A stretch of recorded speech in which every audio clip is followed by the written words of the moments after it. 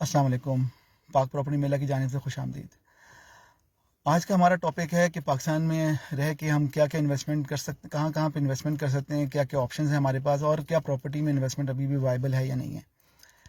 تو اگر آپ دیکھیں کہ آپشنز ہمارے پاس کیا کیا ہیں، تو اس میں گولڈ آتا ہے، بینک میں فکس ڈپازٹ کر سکتے ہیں آپ، فنڈ مینجمنٹ کمپنیز ہوتی ہیں ان کو دے سکتے ہیں، ان کو پیسہ دے سکتے ہیں، وہ پھر کہتے ہیں آپ مختلف ایریاز میں، مختلف سیکٹرز میں گورنمنٹ کے سکوک بانڈ میں انویسٹ کر کے پھر وہ جو ریٹرن آتا ہے اس میں میجر پورشن اپنے پاس رکھ کے آپ کو چنکس میں آپ کو پروفٹ دیتے ہیں۔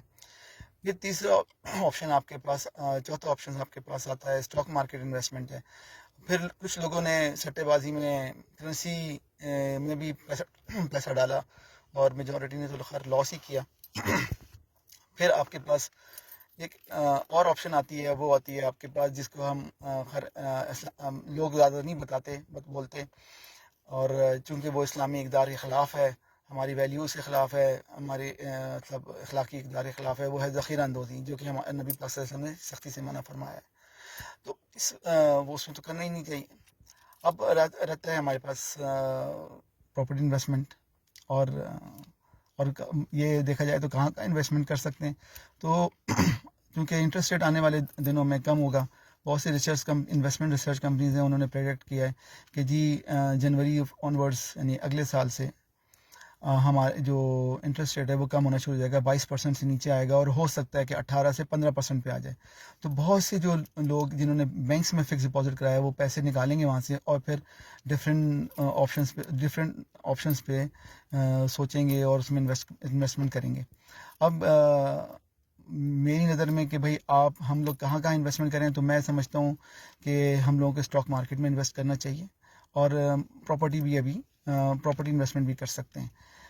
دیکھیں، پراپرٹی انویسٹمنٹ میں ٹیکس بڑا ضرور ہے، مگر ابھی اتنا نہیں ہے ٹیکس کے اب وہ اسٹاک مارکیٹ کے مقابلے کا نہیں ہے۔ اسٹاک مارکیٹ میں ایک فائلر کو جو ہے 12.5 سے 15% ٹیکس دینا پڑتا ہے، اور نان فائلر کو 25%، جبکہ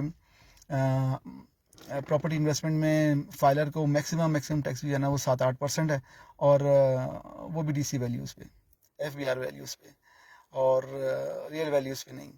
اور دوسرا آپ کے نان فائلرز کا جو ٹیکس ہے وہ 12-13% ہے، 15% ہے۔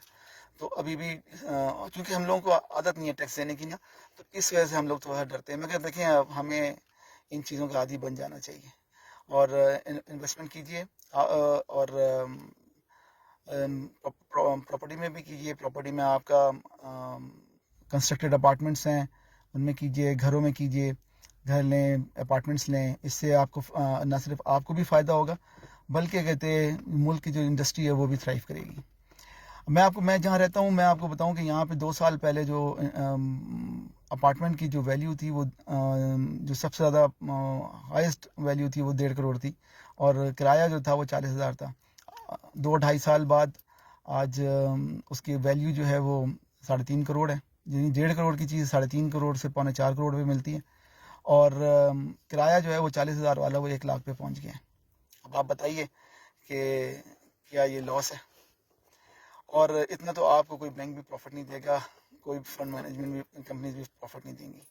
یہی چیز اسٹاک مارکیٹ کا ہے۔ اسٹاک مارکیٹ میں آپ اچھی کمپنیوں میں انویسٹ کریں، آپ کہتے بڑی بڑی کمپنیوں میں کریں جس میں جو ڈیویڈنڈ دیتے ہیں، بونس دیتے ہیں، آپ دیکھیے گا آپ کو کبھی لاس نہیں ہوگا، آپ کا پروفٹ کمائیں گے۔ اچھی کمپنیوں میں کریں گے تو وہ صرف اس کی ویلیو بھی بڑھتی ہے، پروفٹ بھی ملتا ہے، ڈیویڈنڈ بھی ملتا ہے، بونس بھی ملتا ہے۔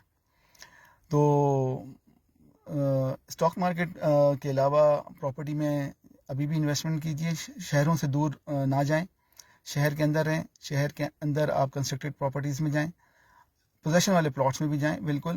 اور دیکھیں پاکستان کی آبادی کم نہیں ہو رہی، بڑھ رہی ہے، اور لوگوں نے گھر بنانے ہیں، لوگوں نے اچھی لوکیشنس بھی گھر بنانے ہیں، تو اچھی لوکیشن میں آپ کیا کہتے ہیں انویسٹمنٹ کیجیے، آپ کو ریٹرن ضرور ملے گا، گارنٹیڈ ریٹرن ملے گا۔